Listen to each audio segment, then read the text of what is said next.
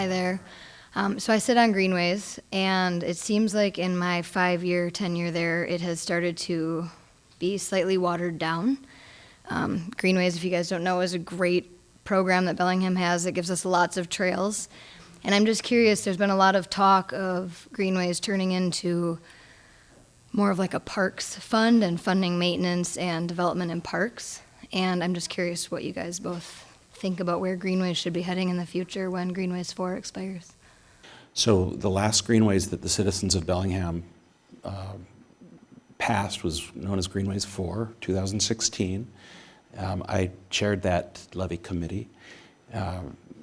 It had, for the first time, because Greenways levies have always emphasized acquisitions, this was the first time that we emphasized stewardship and production of the existing parks as opposed to acquisition. So we made the acquisition fund smaller and the maintenance provision a little bigger.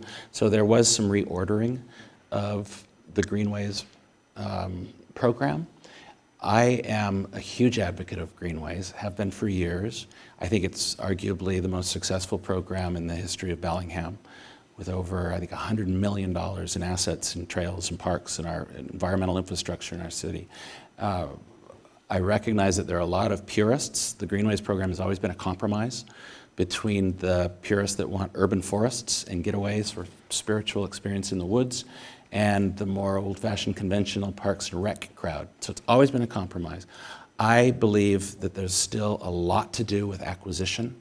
I think the next mayor, whether it's April or myself, will have an opportunity to direct those funds. The mayor has a lot to say about directing those funds to robustly go out and continue the effort of finishing a lot of trail connections throughout Bellingham, regionally balanced in all sectors of Bellingham. There's a lot that can be done creatively. I know that there's talk about creating long-term viability for our general fund by creating a Metropolitan Parks District idea. And I specifically proposed that this last levy be 7 years for the sole purpose that we'd be able to coincide the end of this levy with the Chuckanut Metropolitan Parks District, and we'd be in a position to have a community discussion about whether to have a Greenways 5 or to consider the benefits of Metropolitan Park. So it's a discussion that's going to happen. April, how do you feel about this? So I think your original question was, are we going to keep the Greenways or are we going to move over to a Metropolitan Parks District? And we did, as a council, set an earlier sunset on this current Greenways. The whole reason and why a community would even consider that is we have a lot of assets. They cost a lot to maintain. But we know that as we densify, that these are absolutely really important investments for our community. A lot of the money that is coming from Greenways for parks is coming out of your general fund. Your general fund is over, I think it's almost 57% now, just police and fire.